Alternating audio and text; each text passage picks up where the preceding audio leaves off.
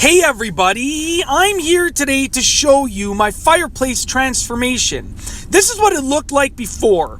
What I started off doing was I actually covered the hearth of the fireplace with some OSB board, as you can see right there. This is a close-up view of what it looks like. I just did this to cover it up and give it a nice solid base to work with, and I will later be covering this up even further. Next, I built a frame in front of the fireplace, and I actually cut the mantle so that I could bring the frame close to the fireplace.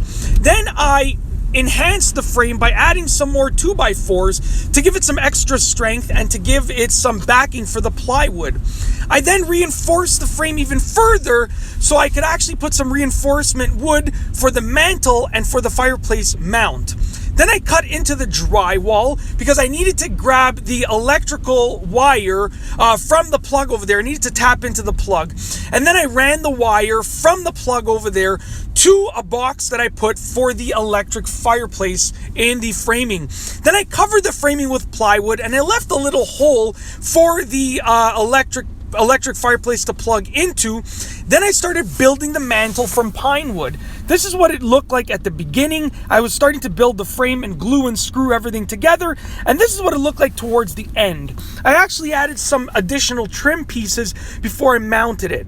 Once I had wired up the plug, I filled the spot with some drywall. I put some reinforcement and I just, basically screwed the drywall into place. And then I applied the first couple coats of spackling compound to make it look nice and flush. I also applied many more coats before I was done. I then stained the mantle, and then I also applied polyurethane on the mantle. And then I actually mounted that mantle onto the wall, as you can see right over there. And I also started to create a hearth with some pine board, okay? So as you can see, I actually continued to create an overhang for the hearth to make it look absolutely awesome in my opinion. And I basically screwed everything into place, and then I stained the hearth as well, and I applied additional coats of polyurethane to both the hearth and the mantle. Then I mounted the electric fireplace just like this, and it looks awesome. You can see myself lounging right over there, taking it all in so far. And then I actually applied some faux stone wall boards. So I started to put them in place. This is what it looked like at the beginning. This is sort of the middle as I was almost done the top and some of the bottom. It's really starting to take shape. Then I finished the top and I was almost done the bottom, as you can see over here. And then the final product looked like this.